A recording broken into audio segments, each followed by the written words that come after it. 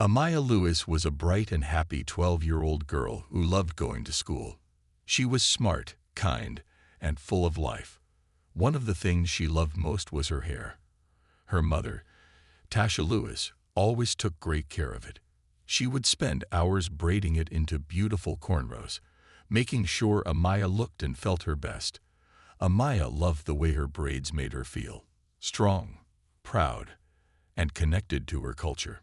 One morning, Amaya walked into school feeling excited. She had just gotten her hair done the night before, and it looked perfect. Her mother had used colorful beads at the ends of her braids, and Amaya felt beautiful. She couldn't wait to show her friends. As she walked through the hallway, a few of her classmates complimented her, making her smile even more. But things changed when she stepped into her classroom. Ms. Wagner, her teacher, glanced at her and frowned. Amaya didn't think much of it at first. She took her seat and pulled out her notebook, ready for the lesson. A few minutes later, Ms. Wagner walked over to her desk. "Amaya, your hair looks different today," she said, her voice sounding uncertain. Amaya nodded, touching her braids. "Yes, my mom did it last night. Do you like it?" she asked, smiling. Ms. Wagner didn't smile back. Instead, she sighed. "It might be against the dress code," she said, shaking her head. "We need to keep our hair neat and simple." Amaya's smile faded. She had never heard of such a rule before. Her hair was always neat. It wasn't messy or distracting. It was just her hair, the way she had always worn it. The day went on, but Amaya couldn't stop thinking about what Ms. Wagner had said. When lunchtime came, she sat with her best friend, Mia, and told her what happened. "That doesn't make sense," Maya said. "Your hair is fine. It's beautiful." Amaya felt a little better, but that feeling didn't last long. When she returned to the classroom, Ms. Wagner called her to the front. "Come with me," she said. Amaya followed, confused. Ms. Wagner led her to a small office near the classroom. Inside, there was a pair of scissors on the desk. Ms. Wagner picked them up and looked at Amaya. "We need to fix your hair," she said. Amaya's heart started pounding. "Fix it," she repeated, not understanding what was happening. Before she could say anything else, Ms. Wagner took a braid and snipped it off. Amaya gasped.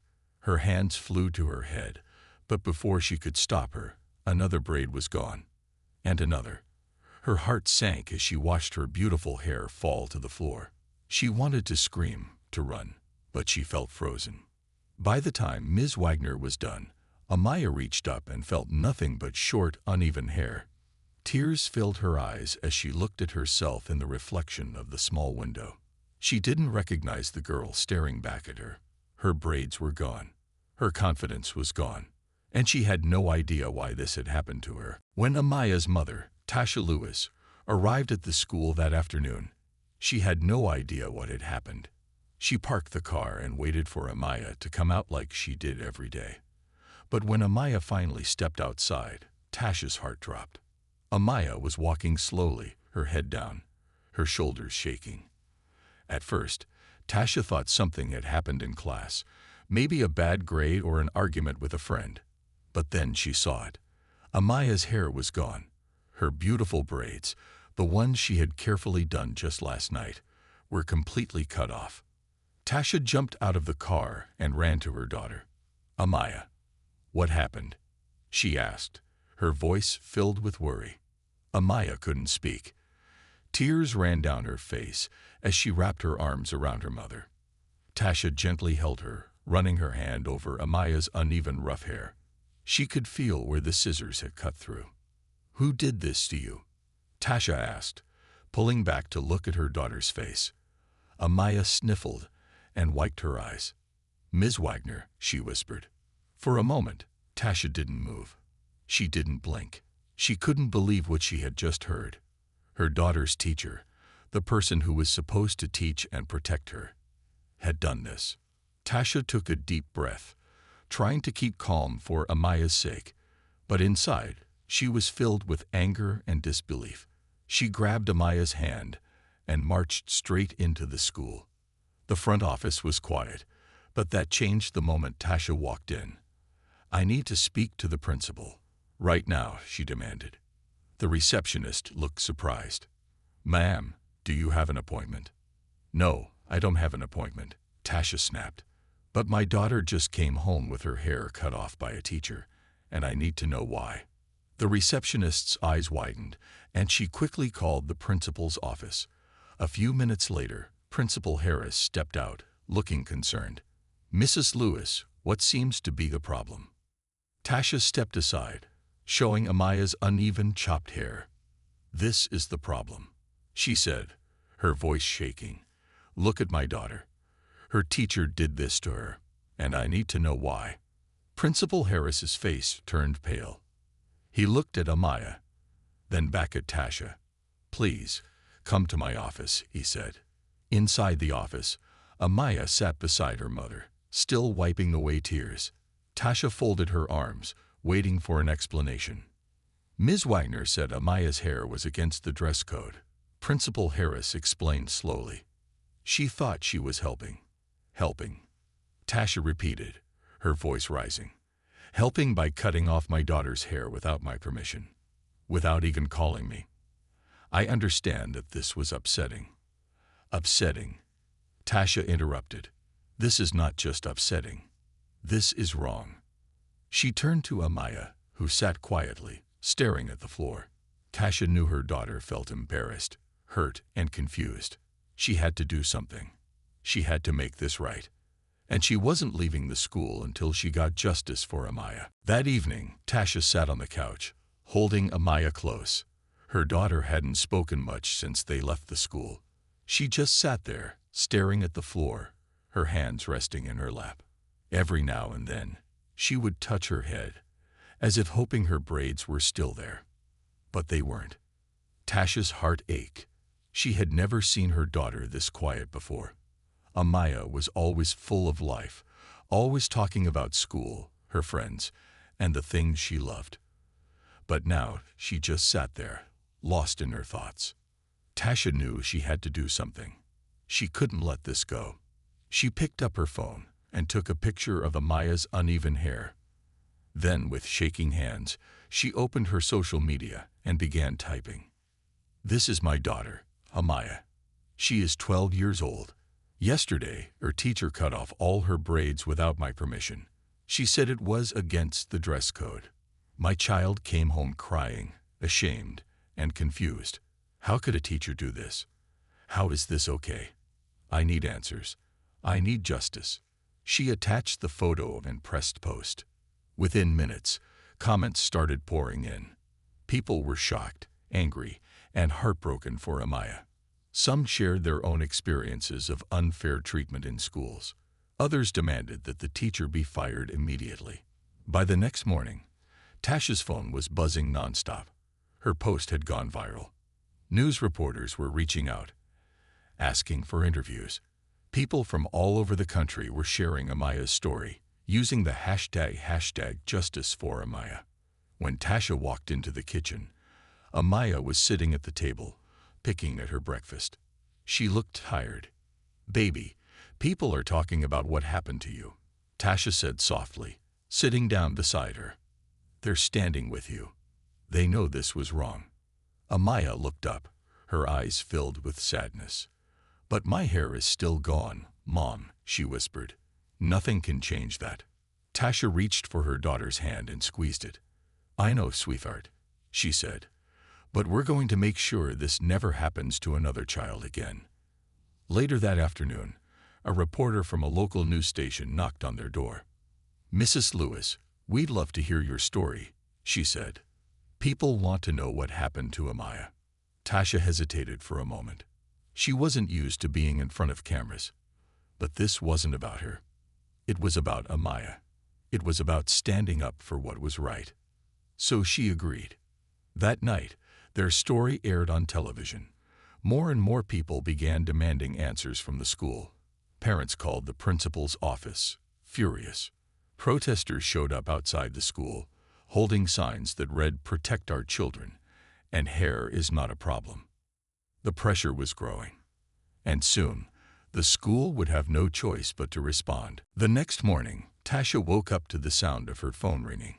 She grabbed it from the nightstand and saw an unfamiliar number. When she answered, a serious voice spoke on the other end. "Mrs. Lewis, this is Principal Harris from Amaya's school. We would like to meet with you today to discuss the situation." Tasha took a deep breath. She had been waiting for this call. "I'll be there," she said firmly before hanging up. Amaya, still feeling embarrassed about her hair, didn't want to go to school. "Everyone's going to stare at me," she mumbled, pulling her hoodie over her head. Tasha knelt beside her. "Baby, I know this is hard, but you have nothing to be ashamed of. You did nothing wrong." She held Amaya's hands. "And today we're going to make sure your voice is heard." An hour later, they arrived at the school. Reporters and cameras were already outside, waiting. As soon as Tasha and Amaya stepped out of the car, microphones were pushed toward them. "Mrs. Lewis, has the school apologized? Will you be taking legal action? How is Amaya feeling?" Tasha gently guided Amaya past the crowd, ignoring the questions. Right now, she needed to focus on what was about to happen inside. When they entered the principal's office, Ms. Wagner was already there, sitting stiffly in a chair. She looked nervous. Principal Harris folded his hands on the desk and cleared his throat. "Mrs. Lewis, we want to express our regret for what happened to Amaya." Tasha narrowed her eyes. "Regret," she repeated. "That's all you have to say." "We understand this situation has caused distress," he continued. "Ms. Wagner thought she was following school policy by cutting my child's hair without my permission." Tasha interrupted, her voice rising. "By embarrassing her in front of the whole school." Ms. Wagner finally spoke, her voice quiet. I didn't mean to hurt her." Tasha shook her head. "But you did. And saying, 'I didn't mean to' doesn't fix it." She turned to Principal Harris. "What are you going to do about this?" The principal hesitated. "Ms. Wagner has been placed on leave while we investigate." Tasha's jaw tightened. "That's not enough," she said. "My daughter was humiliated. She hasn't been able to sleep, eat, or even look at herself in the mirror. Leave is not enough." Principal Harris sighed. "We are reviewing our policies. We will also issue a public statement." Tasha looked at Amaya, who sat quietly, holding her hands in her lap. Her daughter deserved justice, not just words. Action. She stood up. "This isn't over," she said. "Not until real change happens." Then she took Amaya's hand and walked out. Outside, the cameras were still there. This time, Tasha didn't walk past them. She stopped, turned to the reporters, and said, "This school failed my daughter, and I won't stop fighting until they make it right." The reporters leaned in, taking notes. The battle wasn't over. That evening, Tasha sat at the kitchen table, scrolling through her phone. The story had spread even more. News outlets from all over the country were talking about Amaya. Celebrities, activists, and everyday people were sharing their support. The hashtag Justice for Amaya was trending, and thousands of people were calling for the school to take real action. But despite all the attention, the school had still not done enough. Ms. Wagner was only on leave, and the principal's statement had felt empty. Tasha knew she had to do more. She picked up her phone and called an attorney. "I want to know my legal options," she said firmly. The next morning, Tasha and Amaya met with a lawyer named Mr. Carter. He listened carefully as Tasha explained everything that had happened. Amaya sat quietly, still struggling with the emotions of it all. "This is a clear case of wrongdoing," Mr. Carter said. "The school violated your daughter's rights. We can file a lawsuit for emotional distress and discrimination." Tasha nodded. "I don't want just money," she said. "I want real change. I don't want this to happen to another child." Mr. Carter smiled. "We'll make sure your voice is heard." A few days later, Tasha officially filed the lawsuit against the school. The news spread fast. More reporters showed up at their home, asking for interviews. Amaya's story was now a national conversation. People began discussing the importance of hair discrimination laws, and politicians even mentioned it in speeches. One evening, Amaya was sitting in the living room when she saw her name on the news. A reporter was talking about her case, saying that it could lead to new protections for students. Amaya looked at her mother with wide eyes. "Mom, do you think this will really change things?" she asked. Tasha smiled and hugged her daughter. "I think it already is." But not everyone was supportive. The school district released another statement, saying that Ms. Wagner's actions were not racially motivated and that they were reviewing their policies. Some people online even defended the teacher, saying she was just following the rules. Tasha refused to let that stop her. She kept fighting, speaking out, and pushing for justice. More parents started coming forward with their own stories about unfair school policies. It was clear that this was bigger than just Amaya. It was a problem that had been happening for a long time. Days later, the school board held a meeting to discuss the issue. Hundreds of parents, students, and community members showed up, demanding action. Tasha stood in front of the crowd and spoke from her heart. "My daughter was humiliated," she said. "No child should ever have to go through this. Schools should lift students up, not tear them down." The crowd clapped and cheered. The school board members looked uneasy. They knew they couldn't ignore this any longer. Change was coming, and it was happening faster than anyone expected. The school board meeting continued late into the evening. Parents, students, and community leaders all took turns speaking. Many of them were emotional, sharing their own experiences of unfair treatment in schools. Some parents talked about how their children had been punished for wearing their natural hair. Others said they had stayed silent for too long, but not anymore. Tasha sat beside Amaya, holding her hand as she listened. Every word reminded her why she had to keep fighting. This wasn't just about Amaya.